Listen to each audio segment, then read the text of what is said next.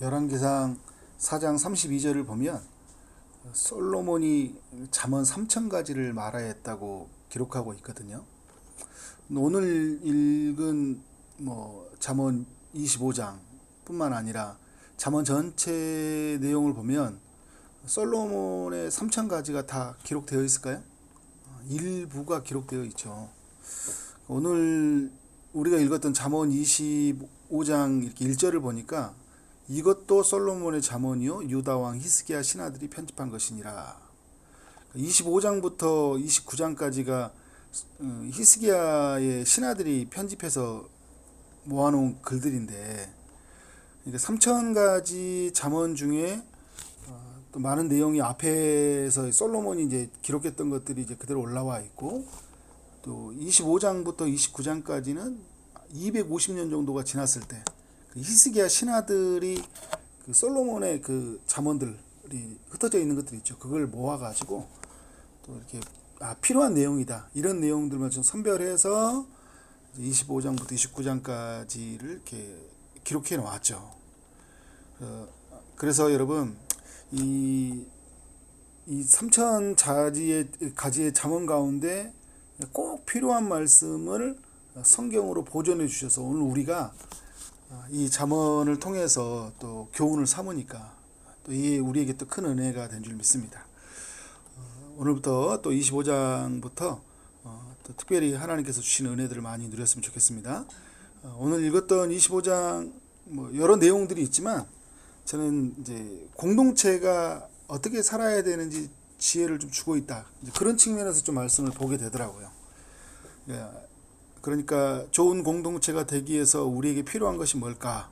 좀 주제별로 좀 묶어봤는데 2절부터 이제 3절의 내용은 이제 각자가 역할을 잘 감당하는 것, 이게 좋은 공동체가 되기 위해서 필요한 것이다라는 생각이 들어요. 2절에 보니까 이를 숨기는 것은 하나님의 영화요, 이를 살피는 것은 왕의 영안이라. 하나님이 이제 다 자신을 이제 드러내시지는 않잖아요. 신비의 영역으로 이제 묶어 두셨거든요. 감춰 두셨어요. 하나님의 영화예요.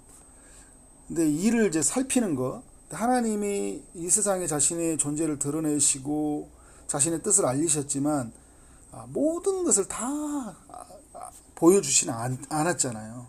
근데 우리가 인간들이 해야 될 건 뭐냐면 우리가 하나님을 알아가는 것이고 또 하나님이 우리에게 주신 일들을 잘 감당하는 일이겠죠. 그러니까 왕은 뭐냐면 백성의 리더로서 사람들을 잘 살피고 감당해 나가는 것들이에요. 그래서 백성들 안에서 어떤 어려움이 있는지 또 어떻게 할까요? 구석구석 살펴야 되겠죠. 그 이면의 모습, 그 이면에 어떤 고통이 있는지, 미처 우리가 보지 못하는 것들이 뭐 있는지, 그걸 잘 살피는 왕이 돼야 된다. 이걸 이제 우리에게 적용해 보면 리더는요, 그러니까 내가 어떤 집의 가장이든 어떤 하나님 나라에 부름받은 리더는 어떻게 할까요? 잘 살피는 일들이 굉장히 중요한 거예요. 그래서 우리에게 하나님 붙여주시는 사람들 속에서 뭘 고민하고 있는지, 또 우리가 미처 손을 보고 살펴야 될 것이 무엇인지를 보고 그 일을 돕는 거, 이게 리더가 할 일이다라는 거죠. 근데 그러면 백성들은 어떻게 해야 되냐? 3절에 보니까 하늘의 높음과 땅의 깊음 같이 왕의 마음을 헤아릴 수 없느니라 이야기하잖아요. 우리가 그 하나님을 다 알 수 없듯이 우리가 왕은 다 알 수 없어요. 그런데 여러분, 우리가 하나님은 다 알 수 없다고 해서 하나님을 알지 말라는 이야기가 아니잖아요. 신비의 영역이 있거든요. 우리가 하나님을 힘써 알아야 되겠죠. 그렇지만 우리가 하는 고백이 뭐예요? 하나님은 다 아실 수 없다. 근데 우리가 또 리더십에 관한 이야기도 그래요. 왕의 마음, 리더의 마음을 다 알 수 있을까요? 다 모르죠. 여러분, 자녀가 부모의 마음을 알 수 있어요? 다 모릅니다. 교회도 마찬가지예요. 여러분이 예를 들어 제가 목사에 있는 마음을 다 모르죠. 그리고 어떤 멤버가 리더의 마음을 다 몰라요. 그런데 그러면 리더의 마음을 모른다고 하면 그냥 모르는 영역에 놔두고 나는 사는 건가요? 알려고 해야 되겠죠. 하늘의 높음과 땅의 깊음 같이 왕의 마음을 헤아릴 수가 없지만 어떻게 왕이 리더가 어떤 마음으로 어떻게 일을 하는지를 알려고 하는 것들이 필요한 거예요. 하나님은 다 자기 자신을 드러내시지 않았지만 인간은 어떻게 해요? 하나님을 알려고 해야 되듯이. 그래서 왕은 그런 마음으로 하나님을 알고 그리고 어떻게 해요? 하나님께서 나에게 주신 사람 일, 나에게 맡기신 사람들 잘 살피고 사는 것이 왕의 영화예요. 그래서 백성들은 어떻게 해요? 또 리더의 마음을 잘 아는 거.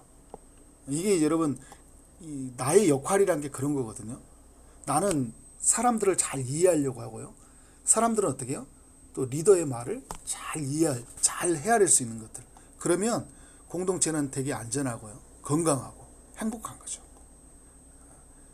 자, 4절과 5절은요.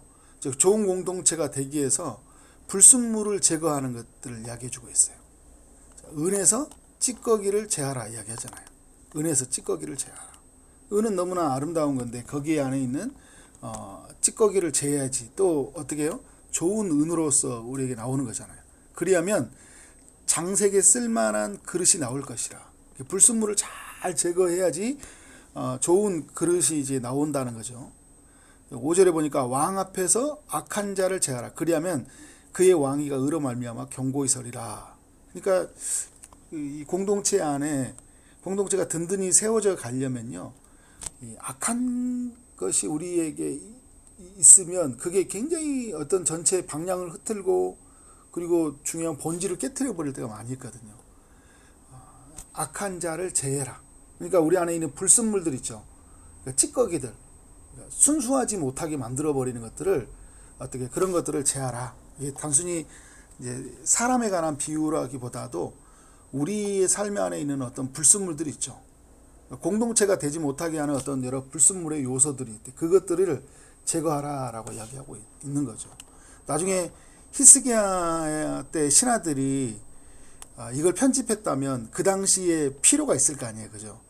그 당시에 분열된 사회의 현상들 그리고 그 당시에 그 어려움들, 그게 솔로몬의 잠언들을 가지고 편집해 왔을 때 이 공동체가 이 솔로몬의 이 내용이 잘 적용되어졌으면 좋겠다라는 생각들이 히스기야 시대 때 엄청난 개혁 운동을 했잖아요. 나라 안에 막 우상들을 막 숭배하고 있고 또 나라 안에 있는 여러 가지 분열된 요소들 또 남과 북으로 나눠져 있는 어떤 분단의 현실들 다 이런 일들을 보면서 우리 사회가 왜 이렇게 되었을까? 우리 공동체가 이렇게 되었을까? 우리 안에서 이 불순물들 있잖아요. 너무나 고귀하고 아름다운 그 우리 공동체인데 근데 하나님 앞에 귀하게 쓰임 받을 수 있는데 우리를 방해하는 게 뭐냐? 그 찌꺼기들이죠. 그 악한 것들. 이것들을 어떻게 하는 거예요? 제거하라는 거예요. 그러면 공동체는 건강해진다라는 거죠. 그리고 나중에 보면 우상숭배들 하는 것들을 다 제거하고 또 좋은 제도를 이렇게 만들어 가잖아요.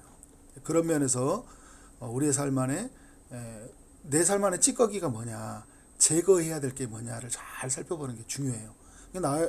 나도 그렇고 우리 공동체, 우리 가정이요. 행복하게 하나님이 살도록 만드셨는데 왜 이렇게 힘드냐라는 걸 보면 우리가 제거해야 될 찌꺼기와 어떤 악한 것들이 있다니까요. 거기에 그냥 다른 걸 쌓으면 되는 게 아니에요. 그걸 어떻게 해요? 제거해야 되는 거예요. 또 나가! 네가 오늘 악한 자야. 이런 게 아니라 우리 안에서 우리 공동체를 깨트리게 하는 어떤 요소들을 그걸 찾아내서 그것들을 어떻게 해요? 철저하게 그걸 버리는 작업들 있죠. 제거하는 작업이 필요하다라는 거죠. 좋은 공동체가 되기 위해서. 자, 그리고 6절과 7절은요, 우리에게 그 낮은 자리에서 섬김을 이야기하고 있어요. 6절에서 왕 앞에서 스스로 높은 채 하지 말며 대인들의 자리에 서지 말라. 그러니까 왕 앞에서까지 어떻게 해요? 스스로 막 높은 채 하고, 그리고 그 높은 자리에 이렇게 앉으려고 하는 인간의 심리가 있어요. 그러니까 인간은요, 정말 이 높아지려고 하는 심리가 있잖아요. 그죠? 그건 어느 때 보면 아냐면 내가 낮아진 채로 사는 것을 위해서 견디지를 못하는 것들을 보면 알아요. 이런 우리의 마음이 어떤 공동체의 권위를 깨트리기도 하고요. 그리고 어떤 사람들에게 가지고 있는 큰 고통과 아픔을 줄 수 있다는 거예요. 7절에 이는 사람이 내게로 내게 이리로 올라오라고 말하는 것이 내 눈에 보이는 기인 앞에서 저리로 내려가라 말하는 것보다 나음이니라. 그러니까 우리가 공동체로 에서 낮아지는 것들, 그 높은 자리에 서지 않는 것이 굉장히 중요하다라는 걸 우리에게 말해주고 있는 거예요. 그럴 때 여러분, 공동체는요 든든히 세워져 가는 거죠. 겸손한 사람들이 공동체에 많이 이게 어우러져 있잖아요. 그리고 겸손한 사람이 그 한 사람이 서 있을 때 전체가 또 공동체가 이렇게 은혜롭게 세워져 가고, 또 많아지면요 굉장히 그 안에서 이게 부드러움과 또 온유함, 그 평안함들이 막 흘러가요. 한 사람만 겸손한 사람이 있어도요 공동체가 굉장히 은혜롭습니다. 우리의 가정도도 일터도 교회도 마찬가지예요. 그런데 이 높아지려고 하는 사람들이 만나면 예수님의 제자들처럼, 그죠? 많아지면 서로 이 다툼이 일어나고 또 문제가 일어나는 거예요. 그러니까 얼마나 이 공동체 안에 어려움들이 많으면 왕 앞에서까지 솔로몬이 이제 기록했던 내용을 다시 가져왔겠어요. 어떤 지도자의 리더십의 붕괴, 또 공동체의 분열, 여러 가지 현상들을 보면 높아지려고 한다. 왕의 자리까지 가려고 한다. 그렇죠? 이런 모습 때문에 공동체의 어려움들이 생겨난다라는 거죠. 또 오늘 8절과 9절은 그래서 뭘 이야기해 주냐면 서로 다툼에 대해서 이야기를 해주고 있어요. 그리고 이제 공동체를 깨는 여러 요소들을 이제 이야기해 주고 있는데 이런 이야기하고 있죠. 8절에 너는 서둘러 나가서 다투지 말라.